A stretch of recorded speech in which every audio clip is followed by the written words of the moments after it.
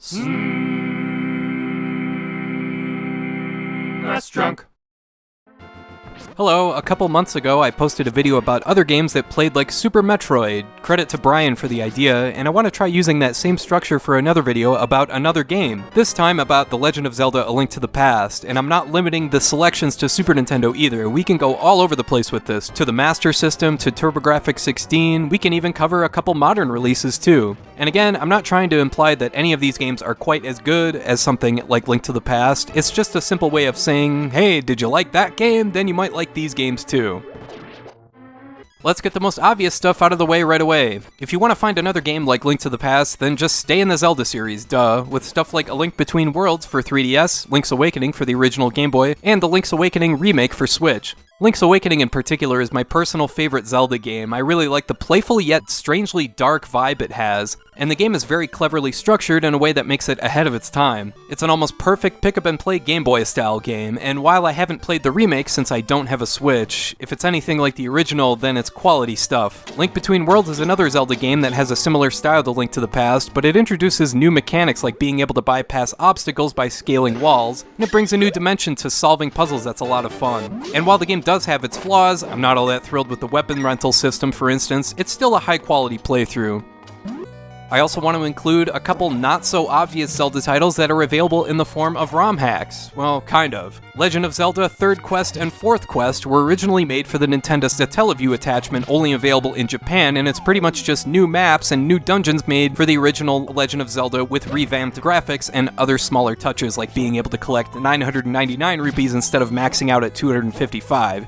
It's kinda cool because it's pretty much like if the original Zelda got the Mario All-Stars treatment, plus you even get to play as both Link or Zelda, so that's cool. The ROM hacks disabled certain things that were there for the original broadcast, like the time limit, so these are a little more open-ended and play more like traditional Zelda games. Alright, let's take a look at some other Super Nintendo titles, and I'm sure I'm opening a huge can of worms by saying this, but I'd like to stay away from action RPGs and just focus on action-adventure games that have an emphasis on puzzle solving, since Link to the Past has more in common with that than it does with any role-playing game stuff. Another solid action-adventure title is Brain Lord. That's another top-down puzzle-solving game, and yeah, there's only 5 dungeons here, but they are gigantic. This game was developed by the same folks who made 7th Saga, so yeah, this game is pretty dang hard, and I won't mince words here, some of the puzzles here will drive you absolutely insane, but I still think this is a solid title that has a lot going for it if you're into games like this. If you're looking for something a little more laid back, and something you can play with a second player, then there's Goof Troop. I love this game because it can be completed in an afternoon, but that doesn't necessarily mean it's easy. There's some tricky stuff here you gotta deal with. I've talked about this game a ton over the years, and I still feel like it gets overlooked or dismissed because it's a Disney game, but rest assured, it's one of the very best multiplayer games for the Super Nintendo. There's also the Twisted Tales of Spike McFang. You play as a vampire that prefers tomatoes to blood, and defeats enemies with his magic hat. Yeah, that sounds goofy, and it is. This game has a great sense of humor that really carries the experience here. Be forewarned though, don't be fooled by the visuals because this game is really tough. Still, if you're looking to get your fix for a top-down action-adventure style game and you haven't played this one, it's well worth checking out. Next, there's Super Famicom games that never left Japan, like Ganpuru Gunman's Proof. This is one of the very best games to never leave Japan, and it's never received any kind of remake or port to any other console or handheld. You'll probably need an English patch for this one, but it's a fantastic game featuring a Wild West science fiction motif complete with an upgradable gun you shoot at enemies. This one's more of a top-down shooter than it is Link to the Past, but the visual similarities and room scrolling are way too similar to ignore. This is another game that's got a very light-hearted vibe. It's a short playthrough, but it's well worth playing any way you can. Here's another unusual Super Famicom game for the time. It's called Marvelous Mouhitotsu no Takarajima, or Marvelous Another Treasure Island. In this one, you solve puzzles by controlling a party of 3. You switch between the characters using the R button, and each character has a special ability unique to them. It's kind of like a top-down version of The Lost Vikings. You'll definitely need an English patch for this one, but as you can see, there are a ton of visual similarities to Link to the Past here. The sprite design is very similar, even stuff like the dash mechanic and the way your characters bounce off of stuff is just like how it is in Link to the Past. I guess it's no coincidence that the director of this game went on to become the director of the Zelda series, starting with Ocarina of Time. But yeah, if you really dig puzzle-solving games with this kind of vibe, then definitely check out Marvelous.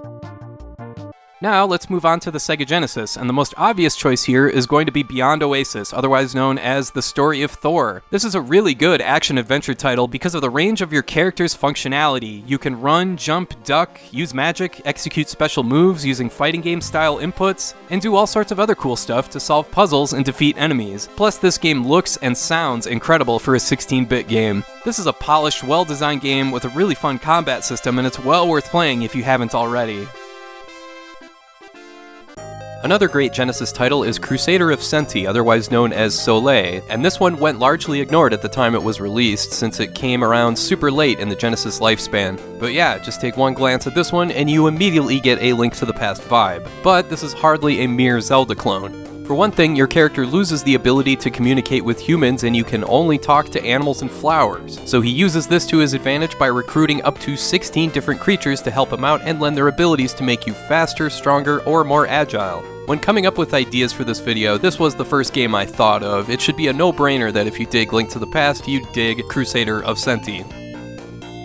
Hey, this wouldn't be a proper SNES Drunk video if I didn't violate my own rules, but I'll take any excuse I can to talk about Crystalis. Yeah, it's more of an action RPG than an action-adventure puzzle solver, but hey, when some people think of Link to the Past, they think of just good old-fashioned hack-and-slash top-down action. The more time that goes by and the more games I play over the years, the more I really appreciate this one for standing out as something a little different, not just with the story, but with the gameplay and the dungeons as well. I really think this is a top 10 NES game of all time, and it's aged extremely well. And hey, if you think of Link to the Past as an action title first and foremost, and you're just looking to get more sword-swinging action, then you won't find many better than Crystalis. Let's stick with 8-bit titles, only this time on the Sega Master System. And here's a game that was never released in North America called Pit-Pot: The Magical Castle. If you like dungeon crawlers akin to the first Legend of Zelda, then you'll dig this game. The goal is to rescue the princess, because of course it is. But it's not just a simple matter of finding her in this castle. You gotta find a cross that prevents her from turning into a witch, you gotta find a potion to wake her up, and a ring so she can taunt Charles Barkley.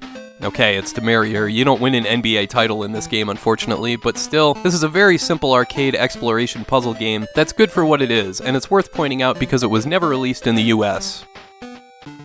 Sticking with the Master System, there's also Golvellius: Valley of Doom, and while this game was developed by Compile, it was published by Sega, and I think it's safe to say this was more or less Sega's first attempt at promoting their own version of Zelda, so to speak. And yeah, there may be more RPG elements here than most Zelda games, but this is still a solid playthrough. It's your typical action-adventure structure here, with having to defeat 7 bosses, guarding mystical crystals or whatever, before you have to fight the evil Golvellius. This game is pretty linear, you have to get through the 7 dungeons in order, but as you learn new abilities you can backtrack to find items and reveal new secrets. Now, since this is an RPG-ish action-adventure game from the late 80s, that means it's pretty dang grind-heavy, so keep that in mind, but still, Golvellius is a fun time and worth checking out. The TurboGrafx-16 had their own attempts at replicating the Zelda formula with 2 games called Neutopia and Neutopia 2, and yep, what you see is what you get here. These games are pretty blatant Zelda clones, for better or for worse. There's bombs to blow up walls to find hidden areas, there's an item to light up dark rooms, there's a fire wand, all that good stuff. The main difference with the first game is that instead of one big overworld, the game is separated into 4 different overworlds that have 2 dungeons each, and you have to either locate the item you need or solve the puzzle there in order to move on to the next world. The second game is a bit more polished since you're not limited to moving in just 4 directions, and there's more weapons for you to use in that one. Either way, both games are solid playthroughs. Here's kind of an interesting one called God of Thunder, made by one person, Ron Davis, back in 1993, and it was originally made as shareware for DOS, but it's now available for free on archive.org. This has your typical Zelda structure here with puzzles and objects to move around, and a pretty huge map that you have to navigate. This is one of those games I just like to point out because it's pretty dang obscure. Is it the best game ever? No. But if you dig top-down action games with puzzle solving, this will definitely scratch that itch. Let's tackle a couple modern games, starting with Neon City Riders. Here we leave behind the sword and sorcery motif with an almost Streets of Rage style setting, where you play as Rick, who wants to clean up the mean streets of Neon City, and you do this by, well, wandering around until you figure out what to do. If you like top-down action games, this game's got it in spades, with all sorts of attacks you can obtain, and man oh man, this game is tough. Just look at the sheer amount of stuff coming at your character. This game is definitely flawed in some ways. For instance, it's not all that forthcoming coming, about where you're supposed to go, but still, this game definitely has a Zelda-like vibe when it comes to the gameplay. Finally, there's Hyper Light Drifter. This is a unique game because of its visual style. I'm not sure I've ever seen a game that looks quite like this one does, and the gameplay is like a cross between Zelda and Diablo. This is one of the best modern games I've played in the last few years. It's a good balance between an open world structure and the typical dungeon format you see in games like Link to the Past. But again, like Neon City Riders, this game is really hard, but I would much rather play Hyper Light Drifter. The enemy patterns you'll encounter can be really challenging, but it's never unfair. Each enemy is almost like their own little puzzle. It's really cool. This is a game where the graphics, music, gameplay, and difficulty combine for a really rewarding experience that'll remind you of the old days, back when you first played Link to the Past. Alright, I want to thank you for watching, and I hope you have a great rest of your day.